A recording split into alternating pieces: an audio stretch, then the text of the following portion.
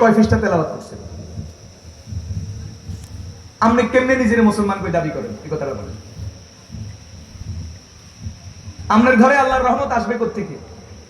এই যে ঘরে ঘরে যে অশান্তি, একটা উদাহরণ দিতাম, অশান্তির উদাহরণ। ইদানিং আমার এই উদাহরণটা বারবার মনে পড়ে, কেন যেন মনে পড়ে আল্লাহ জানে। ঘরের ভিতরে বউ আছে, হয়েই আছে কয়জন? আপাতত আর বাদ দিলাম, বাকি সদস্য বাদ দিলাম। ঘরে কে আছে বলেন? বউ আর শাশুড়ি। তো বউ যখন কল আইয়ে মোবাইলে, তখন বউ আসতে ফোন রিসিভ করিবার লাগে কোনায় চলে যায়? ঘরের বাইরে, অথবা রুমে ভিতরে হাঁটায় দরজা আটকালায়, মানে শাশুড়ি যেন আমার কথা না শুনি।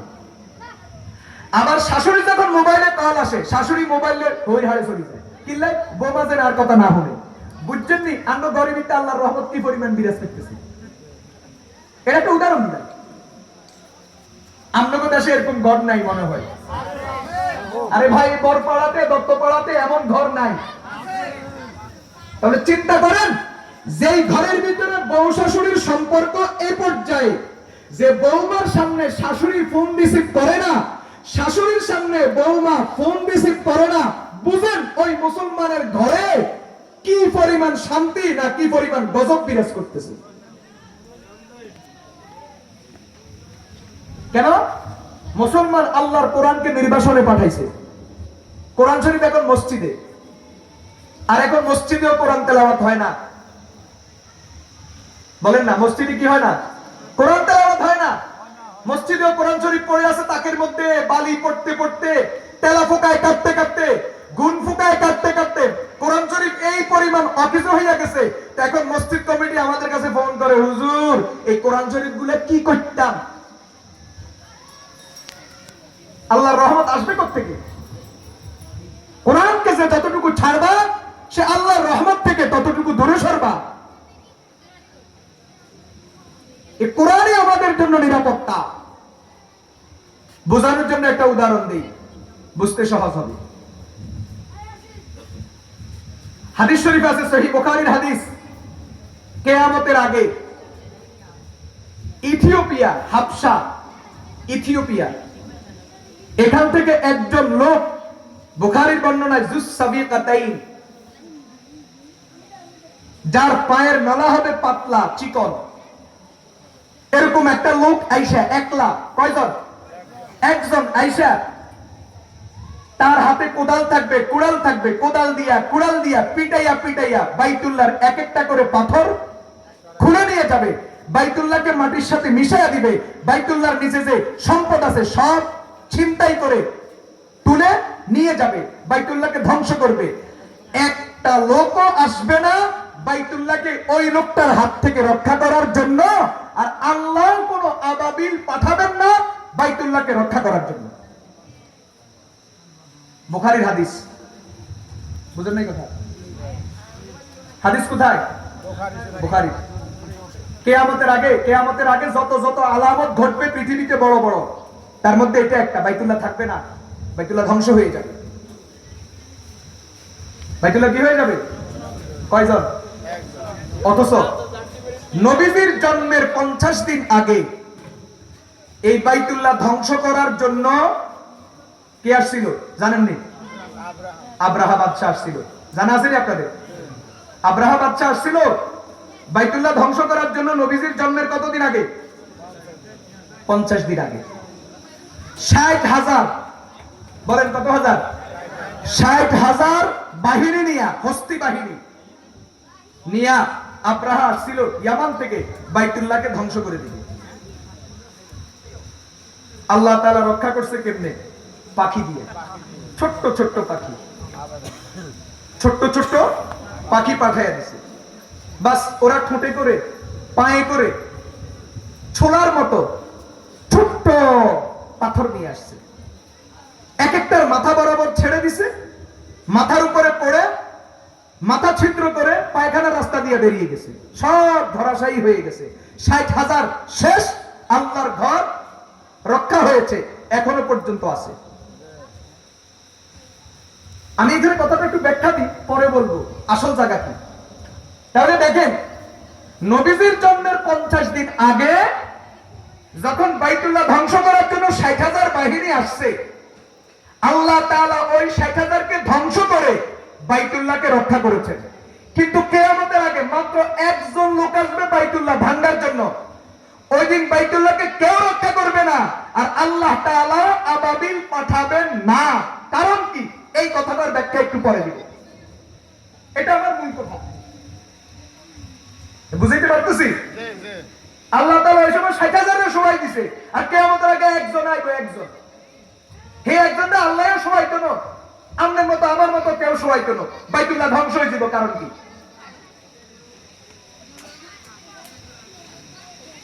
এখানে মূল কারণ বলার আগে একটু ব্যাখ্যা দিই।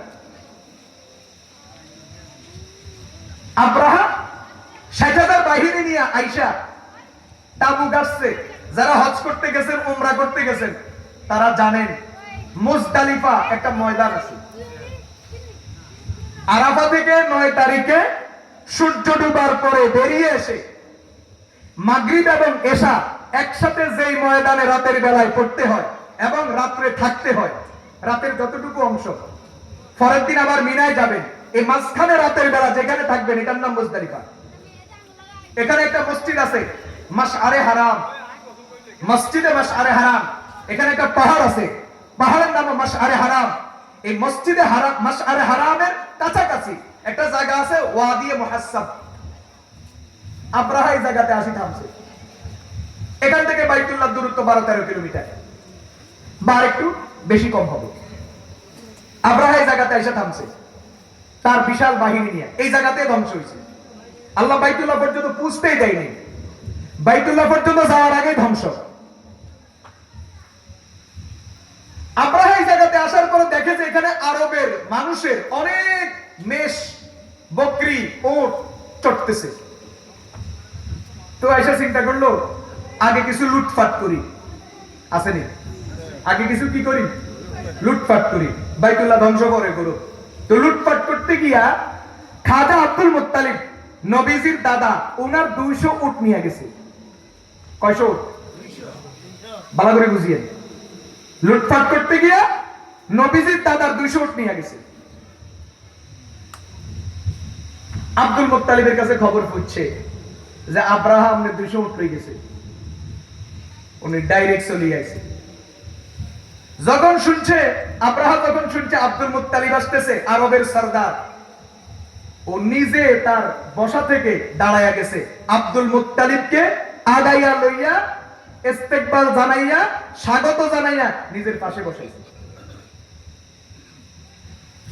অথচ বেঈমান, অথচ কি এরপরও চরিত্র আছিল। দুইজন দুই মেরুর, এরপরও কি ছিল? একজনের একজনের সম্মান জানাইছে, পাশে বসাইছে। মারামারি, কাটাকাটি, যুদ্ধ যাওয়ার পর হইল। আহারে, আমাদের দেশে যদি কোন এক সময় যদি এরকম যদি থাকতো যে দুইজন একটু ফাঁসাফাঁসি বইতো, মনে হয় এত মানুষের জীবনও যাইতো না, দেশও এত অশান্তি হইতো না। যা বুঝবার বুঝিনি, আর কি বুঝিতে কথা কয় না? হায় হায় হায় হায় হায় হায় হায়। আব্দুল মুত্তালিব আব্রাহার পাশে বসছে। আব্রাহা বলে, আব্দুল মুত্তালিব কেন আসছো? আমি আসছি আমার উটগুলো নেওয়ার জন্য। আমি শুনছি তুমি আমার 200 উট নিয়ে গেছো, আমার উটগুলো ফেরত দাও। আব্রাহার মাথায় হাত। আব্দুল মুত্তালিব, তুমি জানো নি আমি কিল্লে আইছি? জানি। তুমি আইছো কাবাগর ধ্বংস করবে। কত তুমি কাবাগরের মোতাওয়াল্লি? কাবার মোতাওয়াল্লি কে? Abdul Muttalib. কাবাগরের প্রধান খাদেম তুমি, আরব সমাজের সরদার তুমি, কুরাইশের সরদার তুমি। কুরাইশের সবচেয়ে বড় গৌরব এই কাবাগর। আমি মনে করছিলাম তুমি আমারে কইবা আব্রাহা ওটা 200 নিছো, লাগলে আরো 2000 নাও, তারপরও আন্ডার গরান্ডে কি করো? রক্ষা করো। তুমি কাবার ব্যাপারে কোনো কথা না বলি তুমি আমারে বলতেছো তোমার উট ফেরত দেওয়ার জন্য। আমি তো আশ্চর্য হইতেছি। আব্দুল মুত্তালিব কি জবাব দিলেন শুনছেন?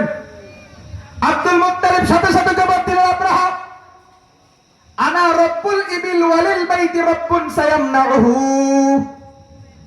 আব্দুল মুত্তালিব শুনো, আমি ঘরের মালিক নই, আমি কাবার মালিক নই, আমি বাইতুল্লাহর মালিক নই। আমি কাবার রক্ষণাবেক্ষণ করি, কাবার খেদমত করি, সেটা ভিন্ন কথা, কিন্তু আমি কাবার মালিক না, অতএব কাবা রক্ষা করার দায়িত্ব আমার না। কাবার মালিক যিনি, তিনি কাবা রক্ষা করবেন। আমি ওটের মালিক, আমি আমার মালিকানা বুঝে নিতে আসছি। ঘরের মালিক যিনি, তিনি তার মালিকানা তোমার থেকে বুঝে নিবেন। এই জন্য আমরা একটা কথা বলি, যারা মনে মনে মন গেলা গান, আমরা না দিলে মসজিদ চলবো কেমনে, আমরা না দিলে মাদ্রাসা চলবো কেমনে, দেখি মাদ্রাসাওয়ালারা কেমনে চলে। আসেনি একদলে দাঁতে দাঁত কামড়ায়, ধমক দেয়, হ্যাঁ আঙ্গো খাই, আঙ্গো খাই, আঙ্গো খাই, মা গো মা কবার কয় আঙ্গো খাই, আঙ্গো বিরুদ্ধে কয়, আঙ্গো খাই, আঙ্গো দলের বিরুদ্ধে কয়, দিতাম না কেমনে চলে। ওমা হেতে মনে করছে মসজিদ কার, ইমাম সাহেব না, হেতে মনে করছে মসজিদ কার, ইমাম সাহেব, মসজিদ কার, সভাপতির, মাদ্রাসা কার, ডালিভাই যাগো, মাদ্রাসা কার, মুফতি শরীফ সাহেবের, মাদ্রাসা কার, হুজুর গো, বেকুবে বুঝে নাই, মাদ্রাসা কার, মসজিদ কার, সবাই বলেন মাদ্রাসা কার, মসজিদ কার। অতএব তুই দিলেও চলবো, না দিলেও চলবো, তবে তুই দিলে দিলা মাদ্রাসাও চলবো, তুইও লাভবান হবি।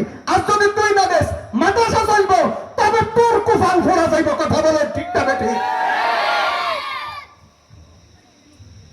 দাঁতের উপর দাঁত কামড়ায়, দেখো হুজুররা কেমনে চলে, দিতেন না, আর দিতেন না, আর দিতেন না। ও মাগো হেতে দেওয়ার আগে মাদ্রাসা লাগে যে চলে না, না দিলেও লাগে যে চলতো না, হেতে যে কদিন দিছে লাগে যে এই কদিনে চলে। কথা কয় না? আরে ভাই ডালি বাড়ি উসিলা, কথা কয় না? ডালি বাড়ি কি মুরব্বীরা হয়তো জায়গা দিছে, উসিলা মাদ্রাসা ডালি বাড়ি না, এটা একটা পরিচয়, ঠিকানার জন্য বলে ডালি বাড়ি মাদ্রাসা। মাদ্রাসা মুফতি শরীফ সাহেবের নয়, এই মসজিদ মুফতি শরীফের নয়, এই মসজিদ মাদ্রাসা সারা দুনিয়ার সমস্ত দিনই প্রতিষ্ঠান কার?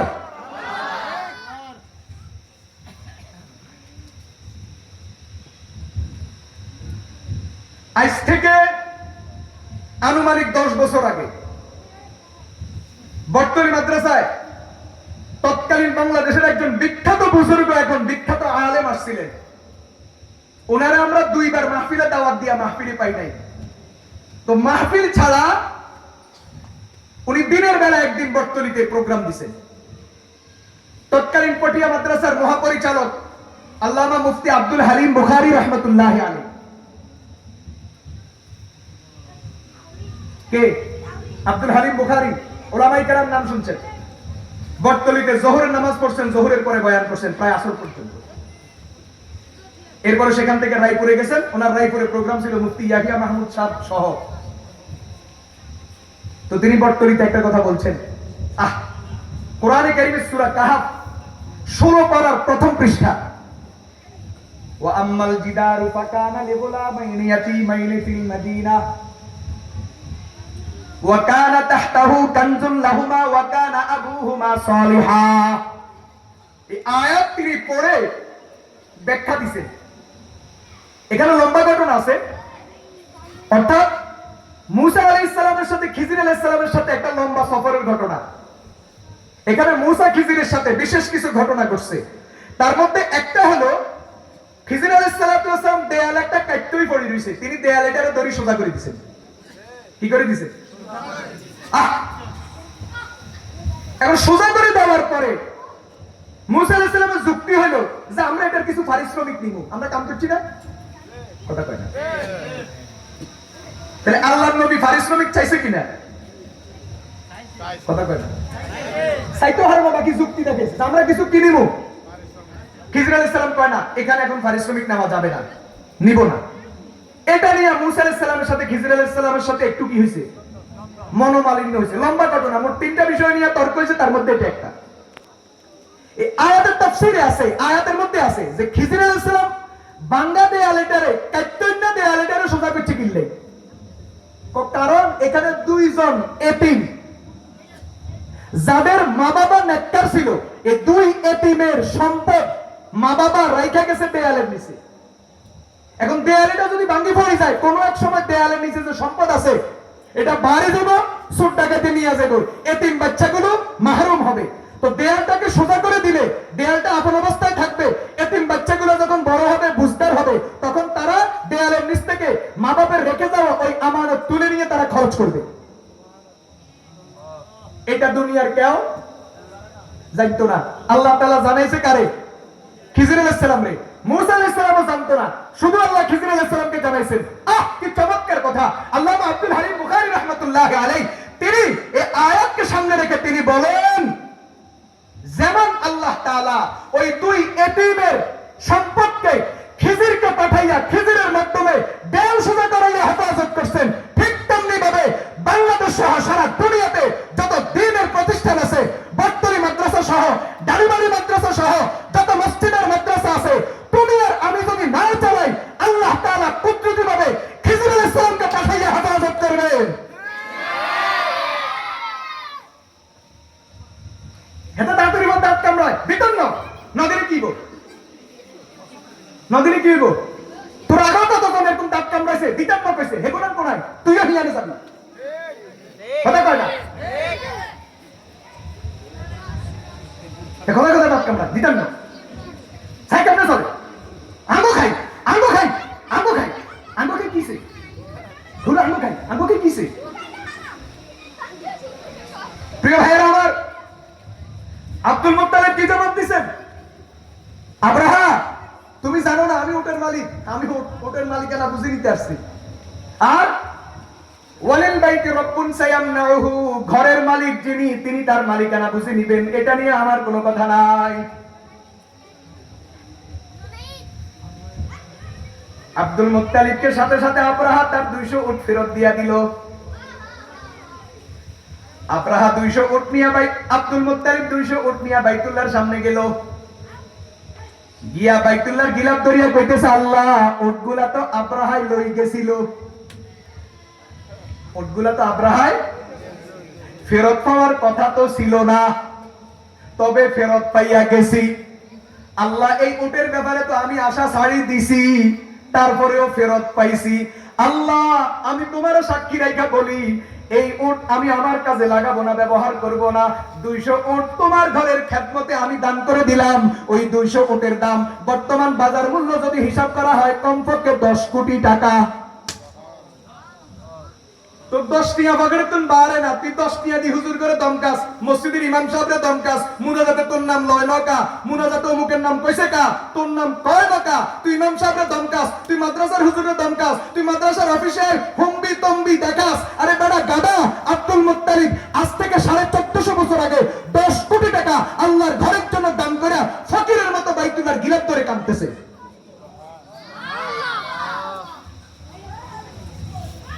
200 উট দান করে আব্দুল মুত্তালিব এখন গিলাফ ধরে কি বলে? আল্লাহুম্মা ইন্নাল মারআ ইয়ামনাউ রাহলাহু ফামনা রিহালাক ওয়ানসুর আলা আলিস সালিবি ওয়া আবিদিহি লিয়াউমা আলাক। আল্লাহ, মানুষ তার সম্পদ রক্ষা করে, কি কয়? মানুষ তার কি করে? মানুষ জীবন দিয়ে তার সম্পদ রক্ষা করে, আমিও আমারটা রক্ষা করছিলাম। আমার 200 উট আব্রাহা নিয়ে গেছে, আমি রক্ষা করছি। আল্লাহ, মানুষ তার সম্পদ রক্ষা করে, তোমার সম্পদ তো তোমার ঘর, এই মসজিদ তোমার, এই বাইতুল্লাহ তোমার, এই কাবা তোমার। আল্লাহ, আমি আমারটা রক্ষা করছি, আমি আমারটার হেফাজত করছি, আমি আমারটার মালিকানা বুঝি লইছি, তুমি তোমারটা বুঝি লও। কি মাইকটা দিছে দেখছেন? আব্দুল মুত্তালিব কি মাইক দিছে? আল্লাহ, আমি আমারটা বুঝি লইছি, আমার ক্ষমতা দিয়ে আমি আমারটা আদায় করছি, তুমি তোমারটা আদায় করো। আয় আল্লাহ, এই আব্রাহা শুধু দুনিয়ার রাজা বাদশারা দুনিয়ার নেতাদের ক্ষমতা দেখছে, তোমার ক্ষমতা দেখে নাই। দুনিয়ার রাজা বাদশারা এক বাদশা আরেক বাদশার ক্ষমতা দেখছে, রাশিয়া ইউক্রেনের ক্ষমতা দেখছে, ইউক্রেন রাশিয়ার ক্ষমতা দেখছে, ফিলিস্তিন ইসরায়েলের ক্ষমতা দেখছে, বাংলাদেশ ভারতের ক্ষমতা দেখছে, ভারত আমেরিকার ক্ষমতা দেখছে, আবার ভারত মাঝে মাঝে পাকিস্তানের ক্ষমতাও দেখে, আফগানের ক্ষমতাও দেখে। দুনিয়ার রাজা বাদশা একজন আরেকজনের ক্ষমতা দেখছে। আল্লাহ, তারা তোমার ক্ষমতা দেখে নাই। ও আল্লাহ, আজকে সুযোগ আছে, তোমার ক্ষমতা দেখাই দাও। আজকে কি আছে? সুযোগ আছে, আজকে তোমার ক্ষমতাটা দেখাই দাও। আব্দুল মুত্তালিব নবীজির দাদা বাইতুল্লাহর গিরাত কইরা কানতে দেরি আর আলাম তারা কাইফা ফাআলা রাব্বুকা বিআসহাবিল ফিল আলাম ইয়াজআল কাইদাহুম ফি তাদলিল ওয়া আরসালা আলাইহিম তায়রান আবাবিল তারমিহিম বিহিজারাতিন মিন সিজিল ফাজআলাহুম কাআসফিন মাকুল। মানে ডানকারি যেরকম ডানের ক্ষেতের ভিতরে হোতায় রায়, দেখছেন? যদি খেতে পানি না থাকে তো ডানকারি কি করে? হোতায় রায়। একটু 2-3 যাক খেরের একটু কি মরক তেজ মরক, ধানগুলাও একটু কি হুরুরিয়া উইউড এরপরে মেশিনে লোমো কিও ভাই চাষাবাদ তো নাই দুনিয়াতে, এই জন্য কইলে বুঝতে চায় না অনেকে। ছোটবেলায় তো আমরাও চাষাবাদ দেখছি, ধানের কাড়ি খাতে দিতে ধুই আনেনি, আল্লাহ তাআলা কো ঠিক এরকম আমি হোতাই খুশি ফাজালাহুম কাআসফিন মাকুল, হোতাই খুশি সব সারাই দিছি। এজন্য সাবধান, দ্বীনি প্রতিষ্ঠান নিয়া, আল্লাহর ঘর নিয়া, দ্বীনের মাদ্রাসা নিয়া, কোরআনের প্রতিষ্ঠান নিয়া খবরদার কখনো বাজে মন্তব্য করবেন না, বাঁকা চোখে তাকাবেন না। এই বাঁকা চোখ সোজা হইতে দিবে না, খুলে যাবে।